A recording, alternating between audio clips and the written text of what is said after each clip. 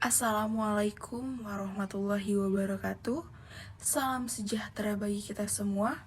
Salam, Om Swastiastu, Namo Buddhaya, Salam Kebajikan.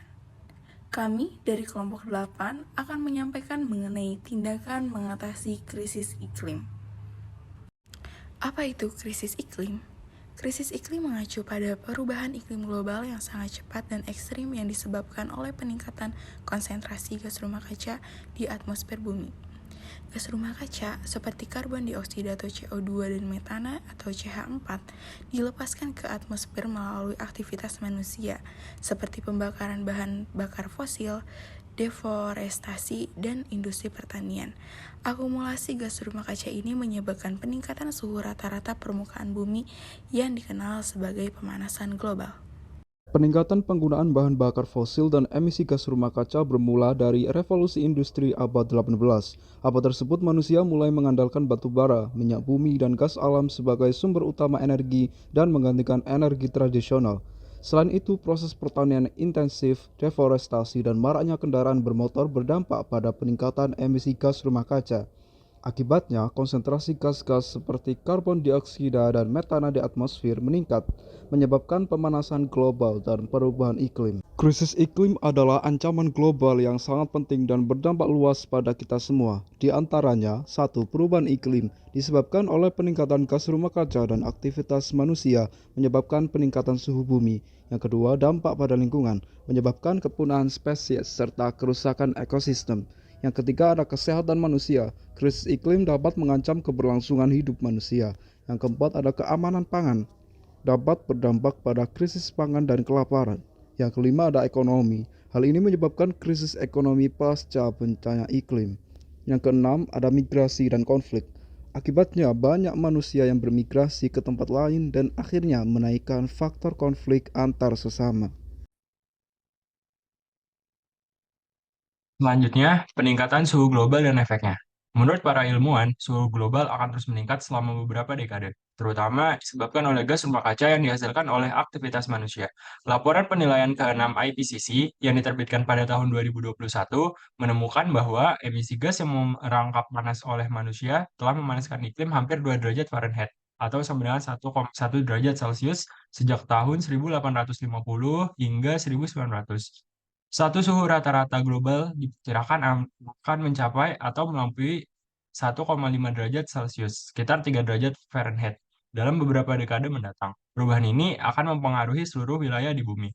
Adapun dampak-dampak yang mungkin akan kita rasakan akibat dari peningkatan suhu global ini adalah adanya krisis air bersih dan kekeringan, kebakaran hutan, meningkatnya suhu air laut, serta rusaknya terumbu karang.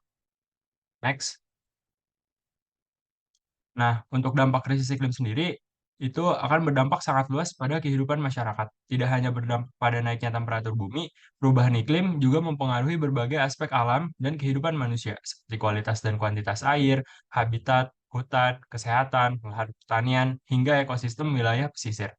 Bisa dilihat pada gambar di samping, ini ada beberapa dampak-dampak dari krisis iklim yang akan nanti kita rasakan.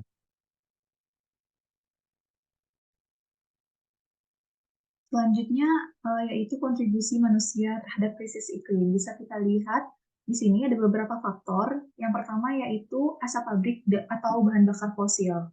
Asap yang dihasilkan oleh pabrik-pabrik mengandung gas rumah kaca seperti karbon dioksida dan metana, yang membuat gas-gas ini menumpuk di atmosfer dan menyebabkan pemanasan global karena memperkuat efek rumah kaca alami. Yang kedua yaitu penebangan hutan secara liar. Penebangan hutan liar ini menghilangkan hutan-hutan yang berperan sebagai penyerap karbon alam. Yang ketiga yaitu penumpukan limbah sampah. Dan yang keempat yaitu polusi dari kendaraan. Kendaraan menghasilkan emisi CO2 dan polutan lainnya, yang merupakan salah satu penyumbang terbesar terhadap pemanasan global dan pencemaran udara. Selanjutnya, dampak kontribusi manusia. Kontribusi manusia terhadap iklim mengakibatkan krisis iklim yang merusak termasuk peningkatan suhu global, cuaca ekstrim, dan naiknya permukaan laut. Sehingga kita semua merasakan dampaknya. Namun, di sini manusia juga berperan dalam mengurangi dampak yang telah diciptakan tindakan individu seperti mengurangi konsumsi bahan bakar fosil dan daur ulang yang dapat membantu mengatasi krisis iklim. Apakah tidak ada solusi untuk menangani krisis iklim ini? Tentunya ada. IPCC atau Intergovernmental Panel on Climate Change memberikan solusinya dalam laporan mereka. IPCC merekomendasikan langkah-langkah penting dalam mengatasi krisis iklim. Di antaranya, 1.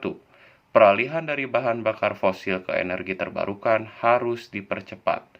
2. Upaya penangkapan karbon harus dilakukan bersamaan dengan upaya-upaya yang bertujuan untuk mengurangi emisi. 3. Melakukan mitigasi di perkotaan yang mengarah pada emisi nol bersih.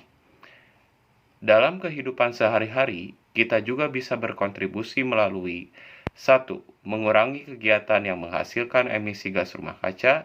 2. Menghemat menggunakan energi di rumah. 3. Mengkonsumsi sayur-sayuran. Dan 4. Beralih ke transportasi ramah lingkungan. Besar harapan kami dengan adanya video ini dapat menyadarkan kita semua kepada krisis iklim yang terjadi saat ini. Jangan lupa untuk berbagi pesan ini kepada teman dan keluarga Anda. Bersama, kita dapat mengatasi krisis iklim dan menciptakan masa depan yang lebih baik.